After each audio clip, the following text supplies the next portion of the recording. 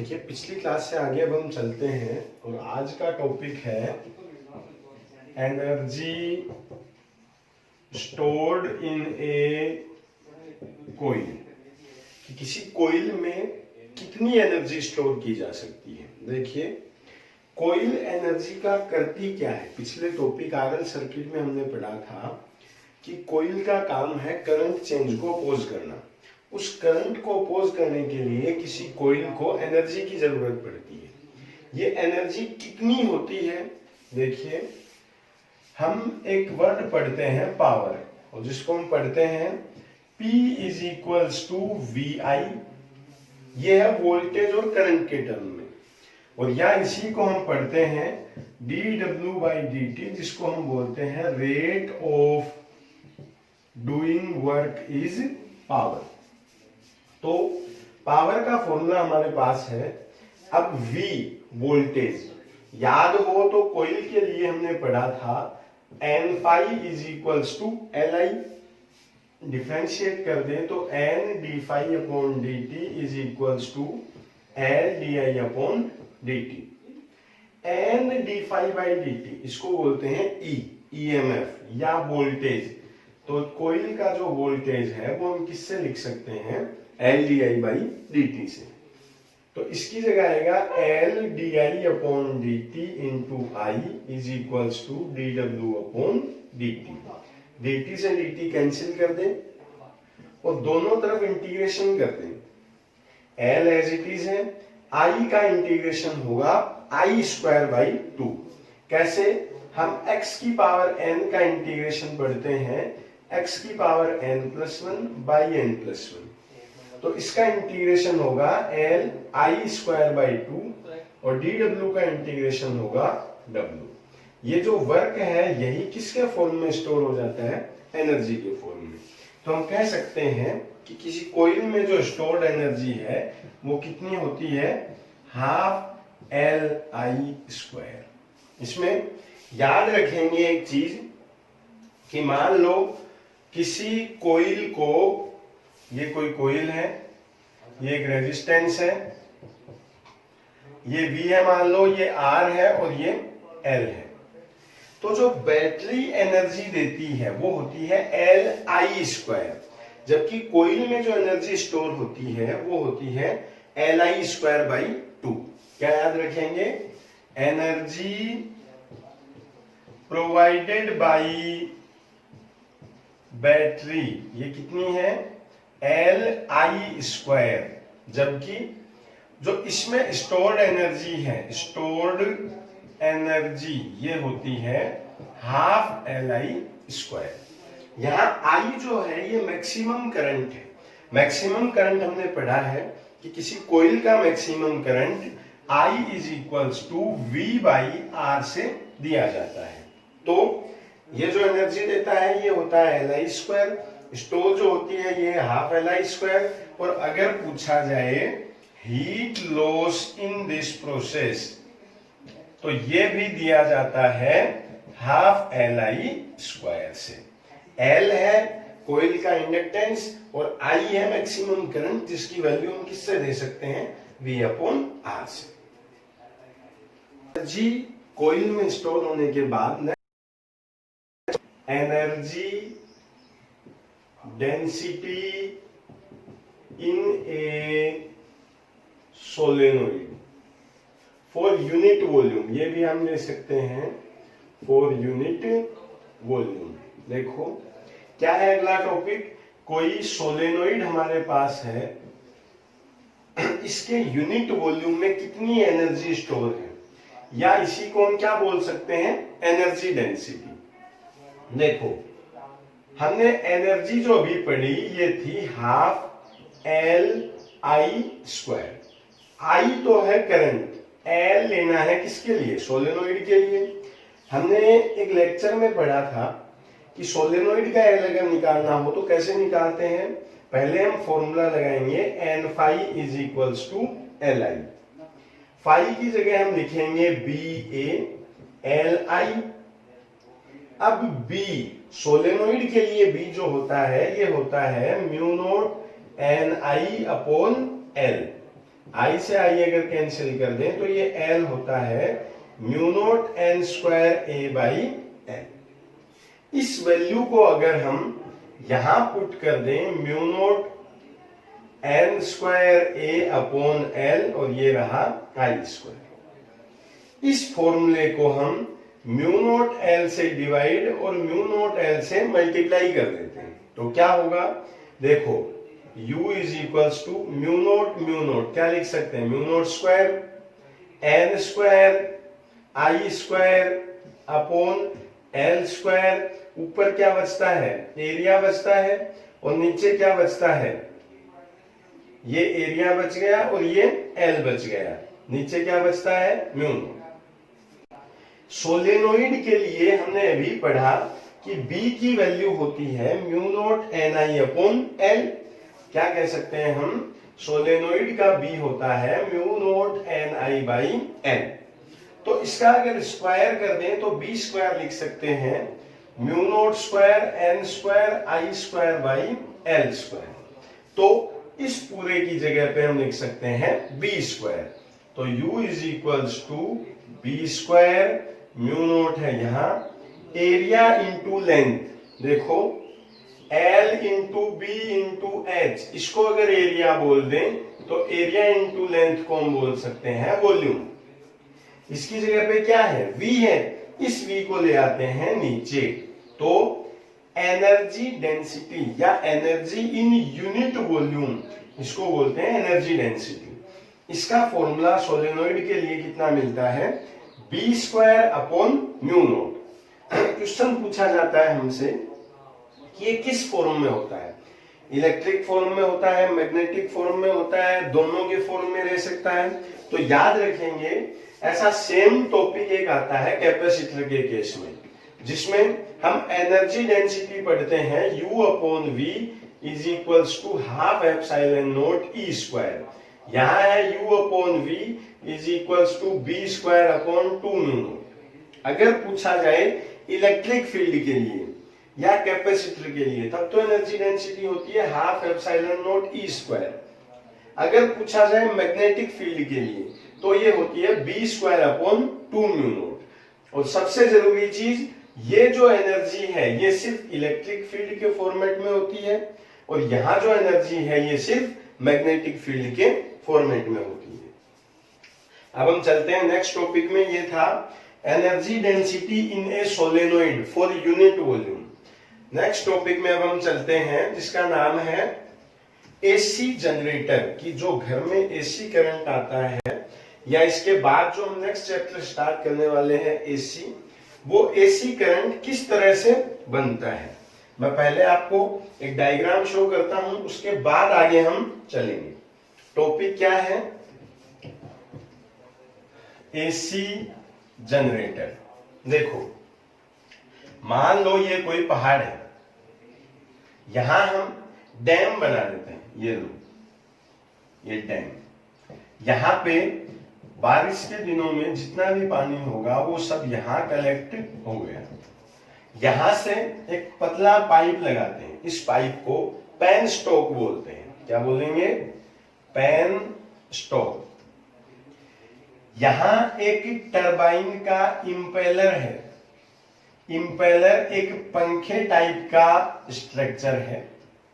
यहां जब यहां से पानी आकर गिरता है, मान लो यहां कोई वाल लगा हुआ है, जैसे इस वाल को हम खोलते हैं तो पानी का फ्लो होगा इधर, ये वाटर सप्लाई आएगी और कहाँ गिरेगी, इस फैन के ऊपर, इंपेलर के ऊपर। जैसे ही पानी यहाँ गिरेगा तो ये क्या होगा, रोटेट होगा। इसका कनेक्शन दिया जाता है एक ऐसी कोइल से जो दो मैग्नेट के बीच में रखी हुई है। यहां तक हमें सिर्फ इतना समझना है कि ये कोइल रोटेट कैसे होती है। इस कोइल के रोटेशन से हमें इलेक्ट्रिसिटी या एसी करंट को बनाना है। फिर से समझिए, अब इस इंपेलर को रोटेट करवाने के कई तरह के सिस्टम हैं। यहां जो सिस्टम मैं आपको दिखा रहा हूं वो है hydraulic AC generator. Hydraulic means जिसमें वाटर सप्लाई के थ्रू एसी जनरेट किया गया है। अगर इसको थर्मल एसी जनरेटर कहा जाए तो कोयले के थ्रू कोयल्स को जलाएंगे, उससे वाटर से स्टीम बनाएंगे, उस स्टीम से इसको ये रोटेट करवाएंगे। अगर ये होता न्यूक्लियर एसी जनरेटर, तो कोई न्यूक्लियर फिजन रिएक्शन करवाई जाती है जिसमें एक बड़े यूरेनियम को तोड़ के छोटे दो पार्टिकल बनते, जो एनर्जी रिलीज होती है उससे वाटर को स्टीम में चेंज करते, उस स्टीम से इस इंपेलर को रोटेट करवाते। यहाँ मैंने आपको एक सिंपल एग्जांपल दिया है इसको रोटेट कैसे करवाते हैं, इजीली समझ में आ सकता है कि जब यहाँ से वाल्व खोलेंगे तो ये वाटर सप्लाई इसके ऊपर आएगी और इस वजह से ये इंपेलर क्या होगा, रोटेट होगा।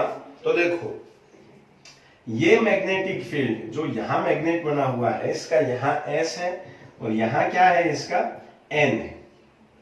तो मैग्नेटिक फील्ड होता है हमेशा S2N, तो इसका मैग्नेटिक फील्ड है S2N या S2N। नीचे की तरफ कोइल पहले यूं रखी है तो इसका एरिया किधर है, बाहर की तरफ है, फिर ये रोटेट होगी तो यूं होगी, एरिया ऊपर होगा, फिर यूं होगी, मतलब बार बार इसका जो एरिया है वो चेंज होता जाएगा, अलग अलग एंगल पे आता जाएगा। इसके चेंज होने से एसी किस तरह बनेगी वो मैं आपको एक्सप्लेन करता हूं। ये एक सिंपल डायग्राम है जो हमें ये समझाना चाह रहा है कि किसी इंपेलर या टरबाइन के थ्रू हम इस कोइल को रोटेट करवाएंगे जो किसी मैग्नेटिक फील्ड में रखी हुई है। अब इसके रोटेट होने से एसी कैसे बनती है, देखिए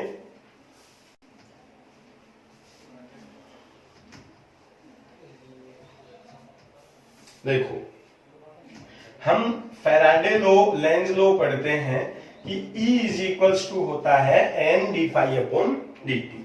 लेंज ने इसमें साथ में क्या लगा दिया था, माइनस, और फाई की जगह हम क्या पढ़ते हैं, मैग्नेटिक फ्लक्स होता है बी ए कोस थीटा। तो जो E हम लिख सकते हैं वो है N d by d t B A cos theta. अब जिस तरह हम वेलोसिटी पढ़ते हैं v is equals to d x by d t, इसी तरह एक एंगुलर वेलोसिटी आती है ओमेगा जिसको बोलते हैं d theta by d t, या इसको लिख सकते हैं theta is equals to omega into t. इस थीटा की जगह पे क्या लिख दें, ओमेगा इंटू टी, तो आएगा minus N d by d t B A cos omega t. जो कांस्टेंट है उनको बाहर निकाल लेंगे तो E is equals to minus N B A cos theta का इंटीग्रेशन होता है माइनस साइन थीटा। एक माइनस ऑलरेडी है, एक और आएगा तो ये माइनस क्या हो गया, प्लस, यहां आएगा साइन ओमेगा टी, और डिफरेंशिएशन का रूल है कि t के पास जो वैल्यू लिखी होती है उससे मल्टीप्लाई कर देते हैं। तो यहां जो एक E जनरेट होता है ये होगा E is equals to E naught sine omega t. देखिए इस ई नोट को बोलते हैं मैक्सिमम ईएमएफ, या जिसकी वैल्यू कितनी ले सकते हैं, एन बी ए ओमेगा। अब हर वो करंट जो इस तरह शो किया जाए E is equals to E naught sine omega t, sine theta का जो ग्राफ है वो होता है इस तरह से, यूं, ये साइन थीटा का ग्राफ है। अब जो करंट इस तरह से होता है उसको हम बोलते हैं एसी करंट। तो कोइल को रोटेट करवा के हम एसी जनरेट कर सकते हैं यू। ये तो है मैथमेटिकल एक्सप्रेशन कि E इज इक्वल्स टू क्या मिलता है, N B A omega sine omega T. Numerical बाद में करेंगे, मैं आपको उस कोइल के रोटेशन के अकॉर्डिंग ये जनरेट करवा के दिखाता हूं। देखिए कैसे जनरेट होगा,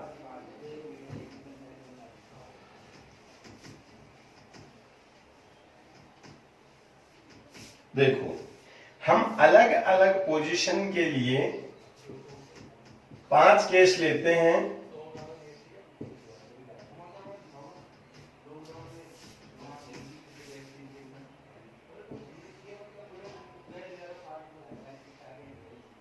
चलो 4 केस देख लेते हैं, एक हम आगे वैसे बना देंगे। देखो ये S है, ये N है, ये N मान लेते हैं, यहाँ S मान लेते हैं, इसका S है इधर, एक एक पोल मैग्नेट का शो किया हुआ है। ये यहां से अगला मैग्नेट है यहां तक, ये अगला केस है। अब इसमें मैग्नेटिक फील्ड है इधर S2N, यहां एक कोइल इस तरह से रखी है जो इस तरह से। अब अगर कोइल इस तरह से है तो कोइल का एरिया किधर होगा, इधर। एरिया हम ये पढ़ते हैं कि किसी भी कोइल का एरिया हमेशा प्लेन के परपेंडिकुलर और आउटवर्ड या बाहर की तरफ होता है। तो इसका एरिया किधर है? इधर। मैग्नेटिक फील्ड किधर है? इधर। बी भी इधर है, एरिया भी इधर है, तो दोनों के बीच में एंगल कितना होगा? 0। तो E इज इक्वल्स टू आएगा N B A omega sign 0। Sign 0 की वैल्यू कितनी है? 0। तो जो यहां EMF है वो कितना होगा? 0। अब ये कोई यूं रोटेट होने के बाद रोटेट होती है यूं। ये S था, ये N, और ये कोइल स्ट्रेट हो गई। देखो यहां कुछ ये वायर है, ये एंगुलर पोजीशन पे है, ये एक्सपोज करना चाह रहे हैं कि कोइल यूं है, यहां स्ट्रेट है मतलब कोइल यूं है। अब कोइल का एरिया किधर है? प्लेन के परपेंडिकुलर बाहर की तरफ यूं। तो यहां एक थीटा और बी के बीच में एंगल होगा 90 डिग्री। तो यहां क्या लिख सकते हैं? E is equals to N B A omega sine 90। Sine 90 की वैल्यू कितनी है? 1। तो E इज इक्वल्स टू कितना मिलेगा? N B A omega. ये S है, ये N है। फिर से कोइल कुछ रोटेट हो गई है, फिर से देखो एंगुलर पोजीशन पे है और पहले से उल्टी है, या मान ले जो कोइल पहले यूं थी वो अब यूं हो चुकी है, रोटेट हो रही है कोइल यूं। इसका एरिया इधर है, मैग्नेटिक फील्ड उधर है। तो इस बार मैग्नेटिक फील्ड इधर है,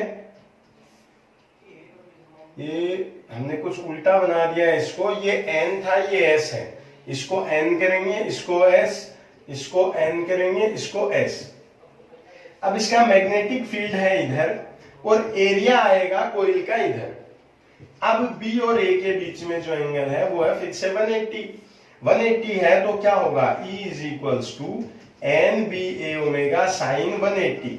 साइन 180 की वैल्यू क्या है? 0 है। तो E इज इक्वल्स टू क्या होगा? 0। कोइल पहले यूं थी, फिर यूं रोटेट हुई, फिर यूं, अब क्या होगी? फिर से अंदर की तरफ। ये N, ये S। इस बार कोइल है यूं, एरिया होगा अंदर की तरफ। तो पहले जो एंगल 0 था, फिर 90, फिर 180, फिर अगला जो एंगल आएगा वो होगा 270। और साइन 270 की वैल्यू होती है -1। वैल्यू पुट करेंगे तो E इज इक्वल्स टू होगा N B A omega sign 270।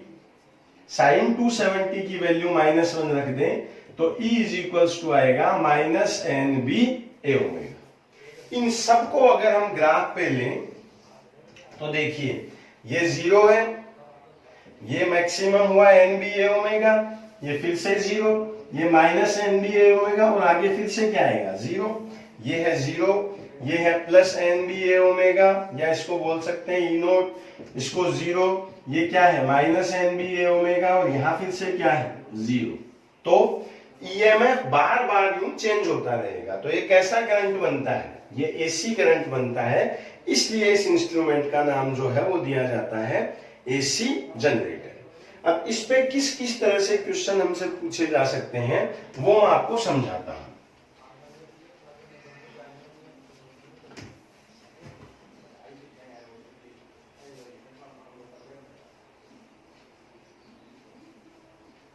देखो E इज इक्वल्स टू आया है NB ए ओमेगा साइन ओमेगा टी। इस पे पहला सवाल जो बनता है वो बनता है फ्लक्स और EMF से रिलेटेड। क्या है वो? देखो हम पढ़ते हैं कि फाई इज इक्वल्स टू होता है BA कोस थीटा, और E इज इक्वल्स टू हमने लिया है E not sign omega T. यहां है कोस थीटा और यहां है साइन थीटा। तो क्वेश्चन क्या आएगा? क्वेश्चन आएगा what is the angle between flux and induced EMF, या इसको बोल सकते हैं इज द फेज डिफरेंस। दोनों में कितना फेज डिफरेंस है? देखो जब एक कोस है तो दूसरा साइन है, साइन और कोस में जो फेज डिफरेंस होता है वो होता है π/2। तो अगर क्वेश्चन पूछा जाए what is the phase difference between the flux and induced EMF, तो उसको कितना कर देंगे? π/2। नेक्स्ट क्वेश्चन में हम चलते हैं, क्वेश्चन नंबर 2 लेते हैं, जिसमें इस पे बेस्ड क्वेश्चन आएगा। कैसे? A coil of 6 centimetre square area with 1000 turns is rotating at 10 radian per second in 20 Tesla field.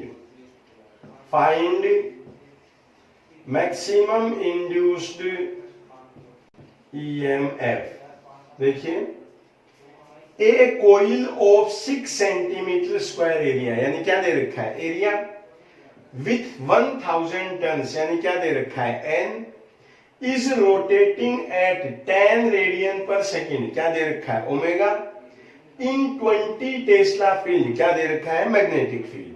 Find the maximum induced field. Maximum induced field जो होता है वो कितना पढ़ा था हमने, ई नोट, जिसकी वैल्यू क्या थी N B A omega. N कितना है 1000 है, बी कितना है 20 है, एरिया कितना है 6 सेंटीमीटर स्क्वायर है, और ओमेगा कितना है 10 है. देखो 1 2 3 4 ये कैंसिल, 6 इंटू 2 12, तो ये आएगा 120 वोल्ट. समझेंगे कैसे, जब रेडियन पर सेकंड में हो तब तो दिया हुआ होता है ओमेगा, जबकि दूसरा इसी का क्वेश्चन हम देखते हैं, a coil of 6 centimetre square area with 1000 turns is rotating at 60 cycle per second in 20 Tesla field. Find maximum induced EMF. देखो फॉर्मूला फिर से सेम आएगा, E is equals to E naught या एन बी ए ओमेगा, लेकिन इस बार omega की जगह यहां दे रखा है साइकिल पर सेकंड. साइकिल पर सेकंड का मतलब होता है हर्ट्ज या फ्रीक्वेंसी. साइकिल पर सेकंड या हर्ट्ज जब दिया हुआ हो तो ओमेगा की जगह पे पुट कर देंगे 2 पाई एफ. तो E इज इक्वल्स टू आएगा एन, एन का मतलब 1000, बी का मतलब 20, एरिया मतलब ये, और इस बार यहां आएगा 2 पाई इंटू 60. ये 1 2 3 4 ये फिर से कैंसिल, 12 इंटू 2 24, तो ये आएगा 24 पाई इंटू 60. इसको मल्टीप्लाई कर देंगे तो जो आएगा वो आंसर. तो जब इंड्यूस्ड ईएमएफ का क्वेश्चन हमसे पूछा जाए तो ध्यान रखेंगे कि किस चीज पे बेस्ड हमसे किया गया है, ओमेगा पे बेस्ड है या फ्रीक्वेंसी पे बेस्ड है. कुछ एवरेज के क्वेश्चन हमसे पूछे जाते हैं, वो जब हम नेक्स्ट चैप्टर पढ़ेंगे एसी अल्टरनेटिंग करंट, उसमें कंसीडर करेंगे. बाकी इस पे 3 तरह के सवाल बन सकते थे. पहला, what is the phase difference between flux and EMF, induced EMF तो पाई बाई 2, ओमेगा बेस्ड हो तो एन बी ए ओमेगा, और अगर फ्रीक्वेंसी बेस्ड हो तो आता है ओमेगा की जगह 2 पाई एफ. अब चलते हैं हम चैप्टर के लास्ट टॉपिक पे, जिसको बोलते हैं एडी करंट.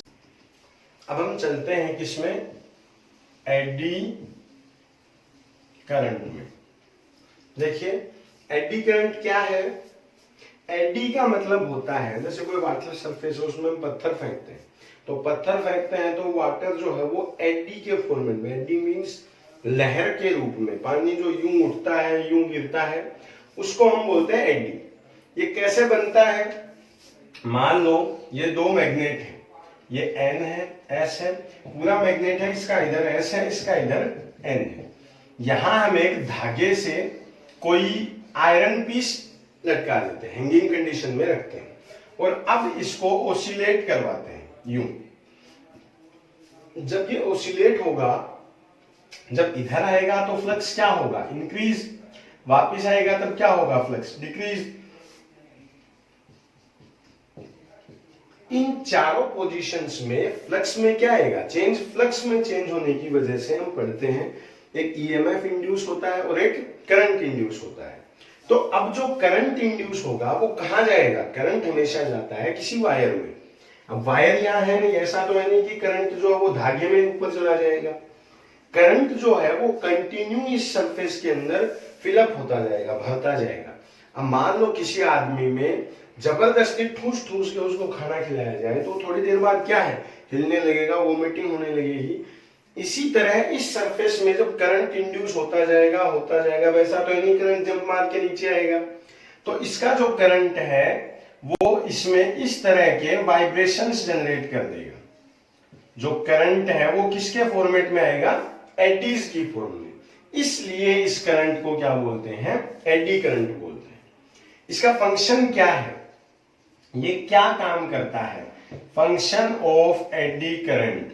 देखो पहली चीज है कि जो एडी करंट है ये किसी बॉडी को यूं हिला रहा है। मान लो हम किसी आदमी को झूला झूलाते तो एक तो वो यूं झूलता रहे तो वो ज्यादा देर तक झूलता रहेगा, एक उसका झूला बीच बीच में यूं हिलने लगे तो क्या होगा, वो जल्दी रुकेगा, मतलब जो उसका मोशन है वो क्या हो जाएगा, रिटार्ड होगा। तो एडी करंट का जो फर्स्ट फंक्शन है वो हम क्या दे सकते हैं, इट रिटार्ड्स द मोशन। ये मोशन को क्या कर देता है, रिटार्ड कर देता है, स्लो कर देता है। दूसरा ये हीट जनरेट करता है। क्या जनरेट करता है, हीट। तो दूसरा है इट जनरेट्स हीट। अब इस एडी करंट को काम में किस तरह लिया जाता है, इसके कुछ एप्लीकेशंस मैं आपको समझाता हूं। देखो पहला इसका काम है जो इलेक्ट्रिक ट्रेन होती है उसके ब्रेक में, इसमें इन break of electric train.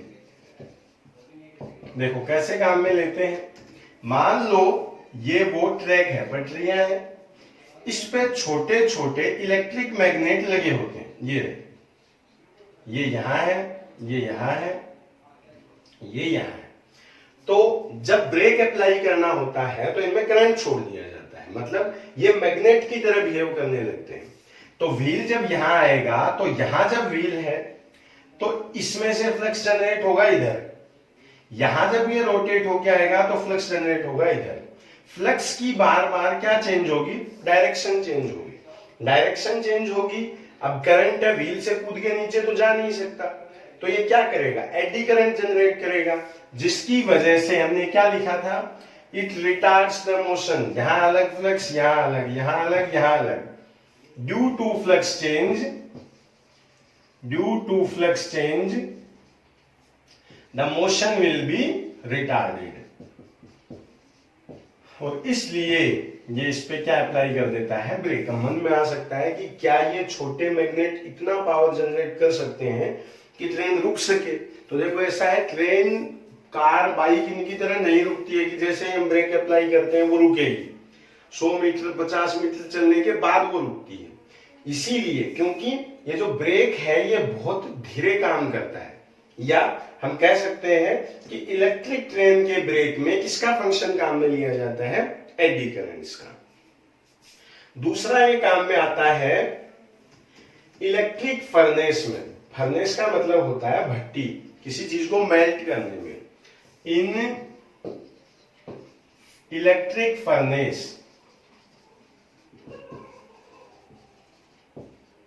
Furnace ये क्या है, यहां दो बड़े इलेक्ट्रिक मैग्नेट हैं जिनको एक हाई फ्रीक्वेंसी के एसी करंट से जनरेट करते हैं। High frequency AC current, high frequency मान लो फ्रीक्वेंसी है 60, तो 60 का मतलब है एक सेकंड में करंट 60 बार यूं करता है। फ्रीक्वेंसी बहुत ज्यादा है, तो एक बार फ्लक्स इधर, फिर फ्लक्स इधर, फिर फ्लक्स इधर, फिर फ्लक्स इधर, बार बार फ्लक्स का डायरेक्शन क्या होता रहेगा, चेंज। यहां जो चीज रहेगी जिसको मेल्ट करना है, फर्नेस जिसको भी यहां मेल्ट करना है, यहां रख देंगे। अब फ्लक्स इधर इधर इधर इधर, बार बार फ्लक्स चेंज की वजह से इसमें क्या जनरेट होगा, ईएमएफ इंड्यूस होगा, करंट इंड्यूस होगा। अब यहां भी इलेक्ट्रिक सप्लाई के लिए आगे तो कुछ है नहीं, तो वो सारा करंट इसके अंदर जमा होता जाएगा। अब सवाल उठता है कि क्या इतनी हीट जनरेट होती है कि ये मेल्ट होगा। देखो एक तो फ्रीक्वेंसी है ये, दूसरा यहाँ कोई 1.5 एम्पियर 2 एम्पियर का करंट नहीं दिया जाता, यहाँ पे नॉर्मली 11,000 या इससे भी हाई वोल्टेज का एसी करंट दिया जाता है, जिसकी वजह से बहुत ज्यादा हीट जनरेट इसमें होती है, और ये क्या हो जाता है, मेल्ट। नंबर 2 इसका एप्लीकेशन था इन इलेक्ट्रिक फर्नेस। तीसरा था इन ओल्ड इलेक्ट्रिक मीटर्स, जो पुराने जमाने में इन ओल्ड इलेक्ट्रिक मीटर्स, जो पुराने मीटर थे उनमें क्या है, आजकल जो इलेक्ट्रिक मीटर आते हैं उनमें एक लाइट आती है ग्रीन रेड, वो लाइट ग्लो करती है। पहले के मीटर में एक यूं व्हील लगा हुआ होता था, वो रोटेट होता था दो मैग्नेट के बीच में। ये इलेक्ट्रिक मैग्नेट थे, यहां वो व्हील रोटेट होता था। ये इलेक्ट्रिक करंट मेजर करता था कि कितना कंज्यूम हुआ है, लेकिन इसमें साथ में एडी करंट जनरेट हो जाते थे, जिसकी वजह से इसका मोशन क्या हो जाता था, रिटार्ड। मतलब इसको 1 सेकंड में 20 बार अगर रोटेट होना होता था, इतना अगर इलेक्ट्रिक कंजम्पशन है, तो ये एडी करंट्स की वजह से 15 टाइम रोटेट होता था। मतलब जो एक्चुअल करंट कंजम्पशन था उससे इस मीटर में कम रीडिंग मिलती थी, जिसकी वजह से इलेक्ट्रिसिटी बोर्ड को नुकसान होता था, क्योंकि इसका मोशन क्या होता था, रिटार्ड, धीरे ये घूमता था, एक्चुअल कंजम्पशन ये काउंट नहीं कर पाता था। इसलिए इसको हटा दिया गया और आज के जो नए इलेक्ट्रिक मीटर हैं उसमें ये सिस्टम नहीं दिया गया। चौथा है in speedometer of scooter. In speedometer of scooter, जो पुराने स्कूटर आते थे उसके स्पीडोमीटर में जहां स्पीड मेजर होती थी वहां एडी करंट्स मेजर होते थे, एडी करंट्स इसमें जनरेट होता था। इसकी वजह से जब स्कूटर 60 किलोमीटर पर आवर पे चलता था तो ये शो करता था 50 किलोमीटर पर आवर। मतलब जो एक्चुअल स्पीड स्कूटर की होती थी वो ये शो नहीं कर पाता था। इसलिए ही आजकल ये इस तरह के स्पीडोमीटर नहीं बनते, डिजिटल स्पीडोमीटर लगाए जाते हैं। ये था इलेक्ट्रोमैग्नेटिक इंडक्शन का लास्ट टॉपिक। आज ये चैप्टर खत्म हो गया है। अगले 2 लेक्चर्स में हम इसकी प्रॉब्लम क्लास डिस्कस करेंगे कि क्या क्या प्रॉब्लम्स इस चैप्टर में से मिल सकती है हमें। उसके बाद हम नेक्स्ट चैप्टर स्टार्ट करेंगे एसी। तब तक रिवाइज कीजिए। बाय।